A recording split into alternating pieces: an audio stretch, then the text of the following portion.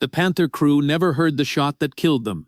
A flash and a hiss were the only warning before the side armor tore open as if it were cheap scrap. Inside, heat turned the compartment into a furnace.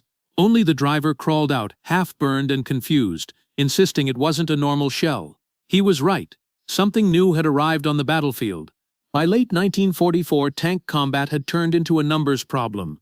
Armor thickness, muzzle velocity, and impact angles dictated survival. German Panthers and Tigers dominated the math. Sherman crews knew their vehicles were outmatched and often died trying to get close enough to matter. Complaints piled up and morale kept dropping. At Aberdeen, proving ground engineers gambled on metallurgy instead of brute force.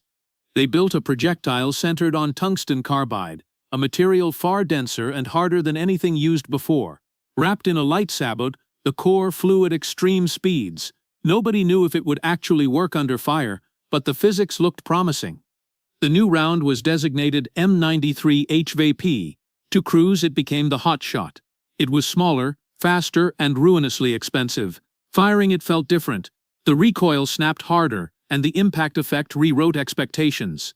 Steel didn't break, it liquefied. The penetrator drilled straight through tanks and filled the interior with burning gas in an instant. The first field test happened near Metz. A Sherman fired at a Panther from a distance where it usually had no chance.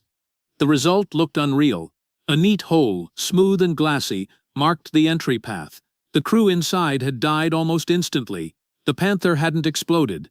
It had simply shut down like a machine losing power.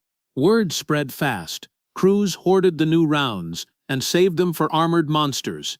German units started reporting tanks dying from single hits at angles that made no sense. They blamed incendiaries or chemical weapons. Some even claimed the Americans had built a directed energy device. None of it was true. Kinetic energy alone caused the devastation.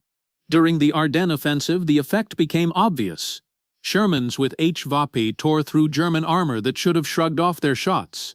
Panthers collapsed after a single impact. Bailout attempts failed because the thermal pulse hit before men could move. German reports admitted they had no answer. Their tactics were obsolete. At Bastogne, supply officers delivered 60 HVAP rounds to Sherman crews who were nearly surrounded. They were ordered to fire only at heavy armor. When the assault came, every shot counted. Panthers died from frontal hits that should have been impossible.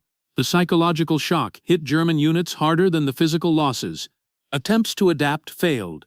Improvised armor plates did nothing. Spaced armor slowed the penetrator too little to matter. Veterans who had survived the Eastern Front now panicked at the sight of Shermans. Some abandoned tanks. Others faked breakdowns. Fear spread faster than orders could contain it. A live fire investigation led by Barkman collapsed immediately. 2 Panthers escorting him died to single long-range shots before his crew understood the threat. He fled because he realized staying would get all of them burned alive. His escape only accelerated the panic as rumors outpaced facts. By early 1945, German doctrine had to be rewritten. Avoid exposing side armor, retreat when fired upon, assume any Sherman could kill at any range. These rules didn't restore confidence. Germany lacked tungsten and had no industrial capacity to copy the technology. They understood the physics, but couldn't build a counter. The Rhine crossing destroyed their final illusions. King Tigers, built to be untouchable, died from frontal hits at long range. The HVAP penetrator sliced through 180 millimeters of steel and turned crews into charred remains in seconds. That moment killed the myth of German armored superiority permanently. Forensic analysis after the war confirmed the mechanism. The penetrator created clean thermal holes and pressure spikes that killed crews even without obvious wounds. Many died from ruptured lungs or flash burns that lasted milliseconds. Old protective assumptions meant nothing against extreme velocity and density. Captured German reports showed the psychological collapse. Crews described the weapon as unpredictable and defeating every rule they had trained under. When soldiers believe their equipment is meaningless, discipline disintegrates. HVAP created that feeling across entire divisions. The numbers told the final truth. HVAP accounted for a tiny share of total ammunition, but a huge share of heavy armor kills. It changed armored warfare permanently and became the foundation for modern sabot designs. Every tank today uses a concept born in those final months. The war ended, but survivors on both sides remembered the same thing. Not the noise, not the explosions, but the sudden heat, the perfect round holes, and the knowledge that armor no longer guaranteed anything. Physics had replaced brute steel. If you want more history stripped of myth, subscribe and